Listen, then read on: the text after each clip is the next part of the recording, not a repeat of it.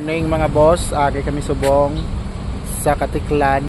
So matabok kami dugay-dugay sa Boracay.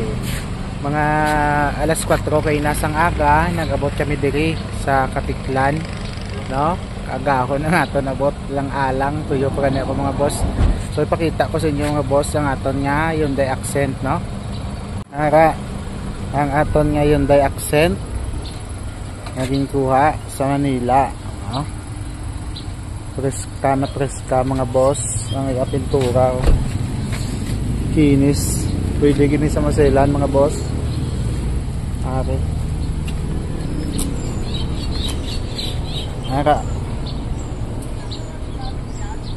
slick silver ang iya nga color, oh? So sa Webis pa ni maabot dira sa Iloilo, may mga gamay pa kita nga alat si kasuhon, no? So ara ang itsura, very presentable, makinis. Pero ipacheck na ni gyapon sa aton nga pintor kung ano pa mayo mahimo para magdugang pagid ang iyang kinis. Sabi ko may gas-gas mga boss. Ara 2017 model. Tipid mga boss, no?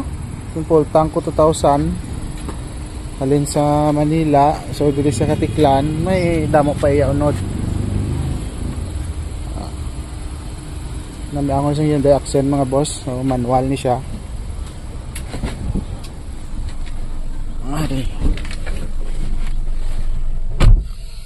Isulod pa siya mga boss, oh. Sobra pa ito nga ang iyang fuel, ang iyang aircon, lamig, ang iyang sulod, very presentable, good as new. Siyempre bank repo ni sa mga boss, piliyon mo natin ang maayo, no? Kaya okay kita natin contact, no? Thank you sa nagpatigayon Sir CJ sa mga grupo tada.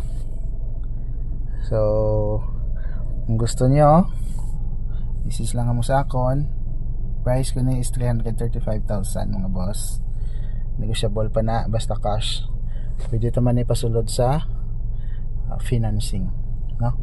Hyundai Accent, kita naman ito ang gwa. Ari naman ang iya nga sulod, manual transmission. Limuson ta pa, wala pa na, wala ko pagid himos pagpuli pa ni mga boss. So before kita magpuli, mahapit kita na isa Boracay, bisan daw lang kadlaw para maka-relax ang kita kay ay ginatuyogid kami mga boss, no? Si Mrs. tulog pa gani, oh. So alas 6 pasado dire, mga alas 10 matabok kita sa Boracay. So dire na lang anay mga boss.